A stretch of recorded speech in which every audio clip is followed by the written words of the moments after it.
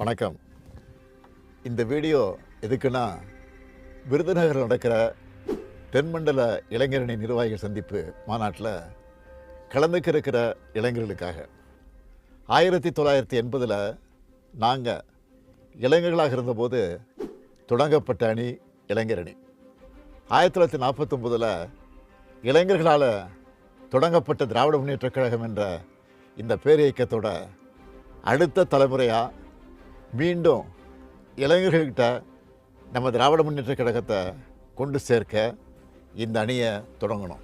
அன்றைக்கு என் கூட களத்தில் நின்று கழகத்தை வளர்த்த இளைஞர்கள் தான் இன்றைக்கி உங்கள் முன்னாடி மாண்புமிகு அமைச்சர்களா, எம்எல்ஏக்களா, எம்பிக்களா, மாவட்ட கழக செயலாளர்களா பல்வேறு பொறுப்புகளில் இருக்கிறாங்க. எங்களுக்கு அடுத்தபடியாக இப்போது இந்த இயக்கத்தை இளைஞர்கள்ட்ட கொண்டு சேர்க்கிற பணியை, அந்த கடமையை தம்பி உதயநிதி அவர்கள் சிறப்பாக செஞ்சுக்கிட்டு இருக்கார்.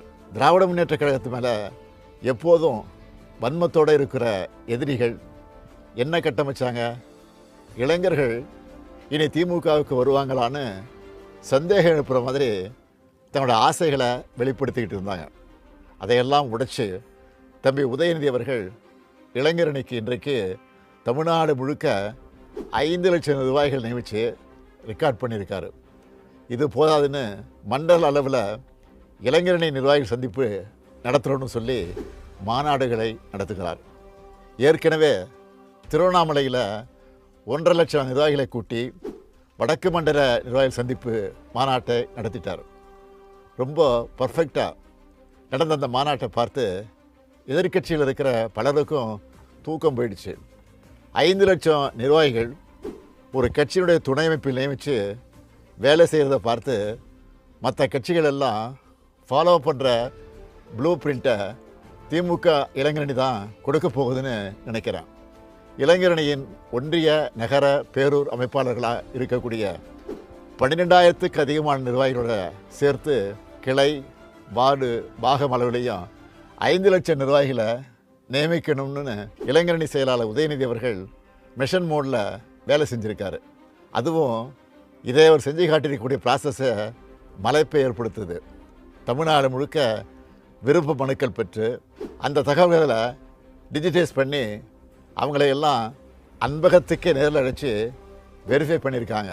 35 வயசுக்கும் குறைவாக இருக்கிறவங்கள போட்டு அந்த பட்டியலை முரசொலியில் முறையாக தொடர்ந்து வெளியிட்டாங்க.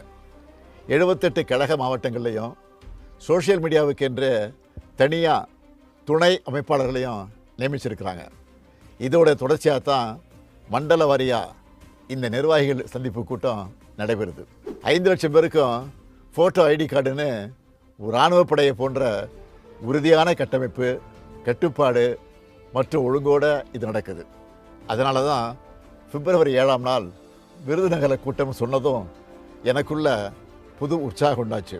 இந்த விருதுநகர் மாநாட்டில் எதுக்காக திராவிட முன்னேற்றக் கழகம் தொடர்ந்து இயங்கணும், இளைஞர்களான நீங்கள் எப்படி கொள்கையோடு செயல்படணும், எதுக்காக திராவிட முன்னேற்றக் கழக ஆட்சி தான் தமிழ்நாட்டில் தொடரணும் என்பது பற்றியெல்லாம் இளைஞர்களான உங்ககிட்ட ஷேர் பண்ணிக்க போகிறேன்.